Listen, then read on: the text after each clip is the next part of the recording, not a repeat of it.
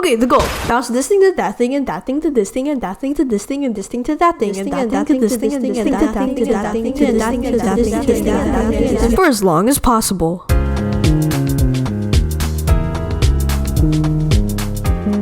By the way, if you don't know what a Sonic Smash is, a couple years ago, my dad went to Walmart and bought me a knockoff pickleball set called Sonic Smash, and it makes a funny noise. I'm pretty sure Walmart is long gone of these sets, but like you can always look on eBay, I think. The ideal environment for Sonic Smashing. Personally, I've gotten the best results when I'm outside. I think it's because the deadly carbon dioxide buildup in my home has reached unhealthy levels, and I cannot focus for more than 10 seconds without passing out. Please help, Amanda, come back. I only ate 5 children, not 6. Additionally, the ideal time to start the challenge is when the sun isn't in your face distracting from your challenge. Anyways, the whole point of the challenge is to try and keep bouncing the ball. So what's the most sustainable way to keep bouncing it? Well, let's look at the physics of a bouncing ball. Whenever you hit the ball with your paddle, you are applying a force, or velocity, to the ball. By the way, velocity is speed in a given direction. Or so I think. For example, you can be like going 2,000 miles per hour up, left, right, or down. But I don't know how you would. Wait, why are you going up?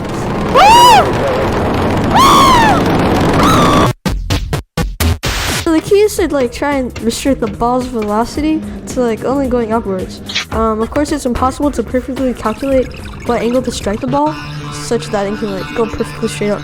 But like generally, if you hit it in the center of the paddle, things will be just fine. We'll go back to the center of the paddle concept later. I just lost my ball up there. I don't know how to get it. Okay. So like this is how the challenge like actually plays out. So like, you start off fine, you know, bouncing your little Sonic Smash ball, and then like if something goes in an unexpected direction because you weren't really paying attention or the ball didn't like you, so now you have to like make it like a bit of a clutch play and like adjust. Make sure you hit the ball in the center so that it doesn't fall to the ground. Do this 10 times or so until you eventually miss the ball. Your left foot suddenly goes limp, as if all of your nerve endings have been cut off. It feels like a neat stump now. It feels like you're wearing someone else's foot. And then your right foot follows suit.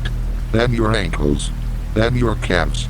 Suddenly your spine is careening back, taking a better look at the sky. Your head hits the ground. You don't see stars, you see the whole galaxy.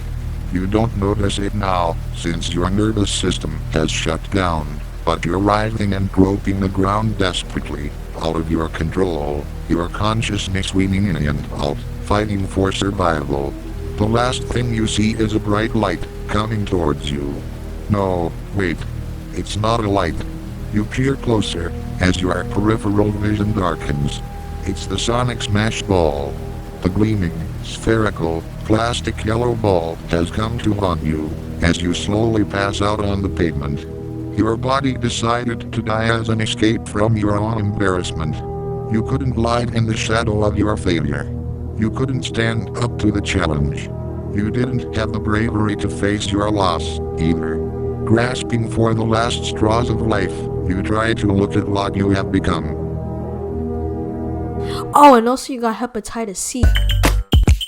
Anyways, the way to generally bring the ball back into a predictable spot is to like slowly ease back into what I call the comfort zone. This zone, at least for me, is like generally at the point where your arm is like about halfway from being fully extended. So if you hit the ball outside the comfort zone, it's what I call the worry zone. Try to like reveal it back in by like slowly moving the ball back. The key is to like not go too crazy or you'll knock it out for good.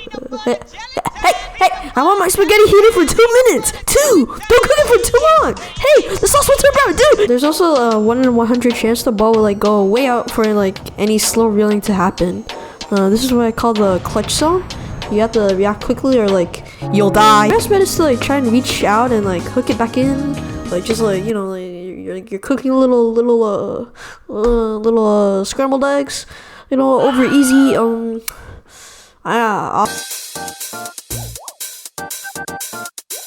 Don't be afraid to like move around to like get the ball. Your life depends on. Oh, and also if you ever happen to hit the ball like on the rim, you're kind of done for unless like you can somehow save it.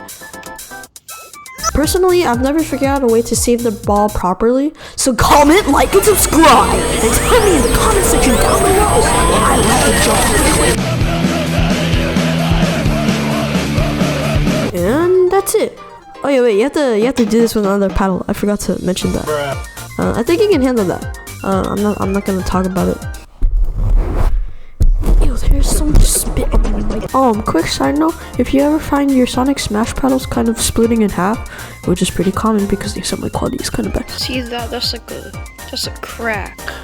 The best solution that I found is to just waffle stomp it into the pavement, like I did with that baby 3 days ago.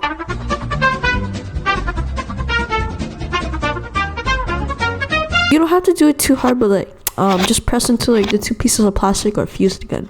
Also, I'm sick, so like, my voice sounds weird.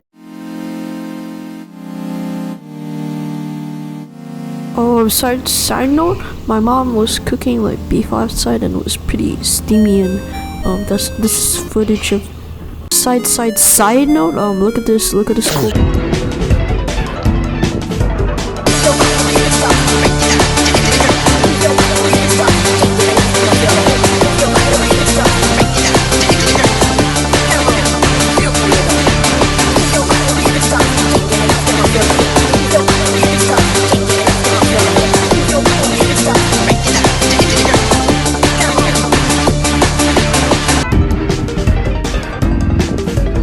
If you think you can do better than me, here are the challenge rules.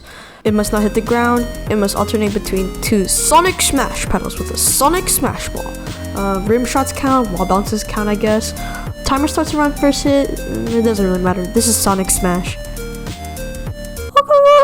Oh, by the way, I was gonna do a live commentary, but then I realized that I'm literally just doing ping pong. So I decided no. Okay, goodbye!